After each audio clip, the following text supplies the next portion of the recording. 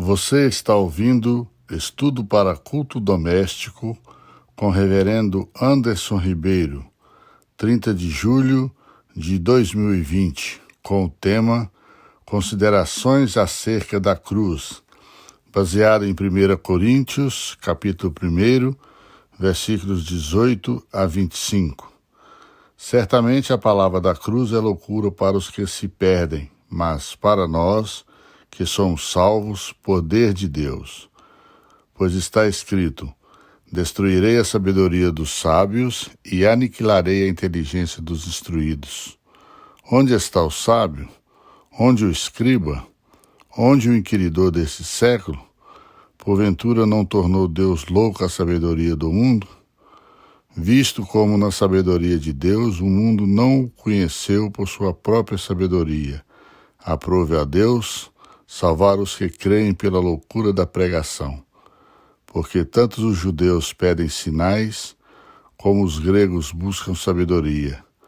Mas nós pregamos a Cristo crucificado, escândalo para os judeus, loucura para os gentios. Mas para os que foram chamados, tanto judeus como gregos, pregamos a Cristo, poder de Deus e sabedoria de Deus. Porque a loucura de Deus é mais sábia do que os homens, e a fraqueza de Deus é mais forte do que os homens. Por que Paulo fala de uma grande aversão e desprezo quanto à mensagem da cruz? Por que esta mensagem é tão rejeitada? Calvino diz que é porque não possui qualquer atratividade de sabedoria humana que a recomende. Será que Deus não poderia ter feito algo melhor para a salvação da humanidade do que entregar seu filho para morrer em uma cruz? E mais, condenar um justo em lugar de pecadores, de condenados? A sabedoria do mundo fica confusa quando a questão é salvação, pois o homem não tem nada para fazer a esse respeito. Tudo já foi feito por Cristo. A cruz de Cristo aponta para a doutrina da salvação por meio de Cristo crucificado, ou a doutrina de paz e reconciliação pelo seu sangue vertido na cruz. O profeta Isaías, cerca de 700 anos antes de Cristo, afirmou: mas ele foi traspassado pelas nossas transgressões e moído pelas nossas iniquidades. Isaías 53, 5. Assim, a cruz de Cristo foi o meio estabelecido por Deus para a nossa salvação. Em nosso texto, Paulo fala que há maneiras de vermos a cruz de Cristo. Primeiro, é loucura. Para muitos, esta mensagem é loucura.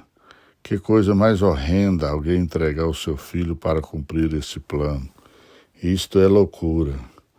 Ela é loucura para os homens, porque ela humilha o homem. Ela mostra a sua incapacidade de se salvar.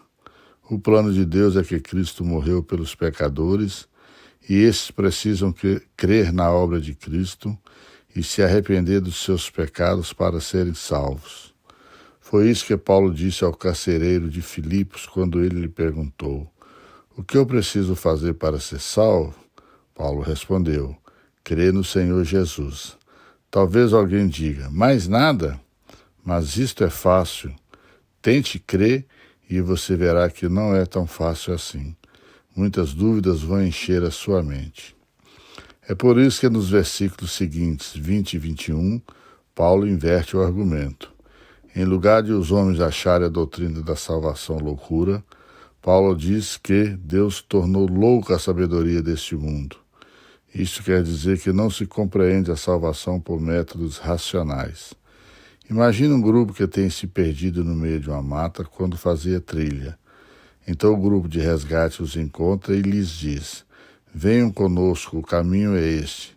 E aquele grupo diz: não vamos acompanhar vocês não, porque vocês não sabem o caminho. De quem é a loucura? É loucura para os que se pedem e não de Deus que providencia a salvação. E de todos os homens estão classificados aqui, até reconhecerem em Cristo a salvação. Qual a sua consideração acerca da cruz de Cristo? Você vê nela a sabedoria de Deus para a salvação de todo aquele que crê? Então, louve ao Senhor por sua morte na cruz do Calvário, para perdoar os seus pecados. Número 2. É poder de Deus. Embora a cruz de Cristo seja considerada como loucura para os gentios e escândalo para os judeus, mas para os que creram é o poder de Deus. E esse poder é capaz de tirar o homem do estado em que está, morto em seus delitos e pecados, abrir-lhes os ouvidos surdos e torná-lo amigo de Deus em lugar de ser inimigo. Só o Evangelho é capaz de fazer isso. Por isso, Paulo fala que é poder de Deus. Poder é dinamis, de onde vem nossa palavra dinamite, indicando que o Evangelho é capaz de romper fortalezas e promover grandes transformações. Isso pode ser visto a partir do momento em que Jesus escolhe os seus discípulos. Os primeiros pregadores foram homens sem nenhuma expressão, nenhuma formação, a maioria deles eram analfabetos, mas nesses recipientes térreos foi posto o tesouro do Evangelho. É por isso que o próprio apóstolo Paulo diz: temos, porém, este tesouro em vasos de barro, para que a excelência do poder seja Deus e não de nós. 1 Coríntios 4, 7. O próprio apóstolo Paulo tem a experiência de ser alcançado pela mensagem do Evangelho e ser profundamente transformado. Ele experimentou o poder do Evangelho que o transformou de perseguidor da igreja em perseguido por causa do Evangelho, de opositor ferrenho do Evangelho em pregador do mesmo. O poder do Evangelho já foi manifestado em sua vida? Você já foi transformado de inimigo de Deus em seu amigo pelo Evangelho? Este é o poder do Evangelho, capaz de transformar o mais vil pecador. A cruz é o oferecimento do perdão de Deus para a reconciliação do pecador. Motivos de oração. Que o Senhor seja glorificado nesta situação. Descoberta da cura para o coronavírus, profissionais da saúde, pelos idosos e grupo de risco. Que haja consciência sobre o problema para que se evite a propagação do vírus. Por aqueles que já estão enfrentando as consequências por morte ou enfermidade. Pelo nosso país e outros. Pela Igreja do Senhor em todo o mundo. Que o Senhor tenha misericórdia de todos nós. Amém.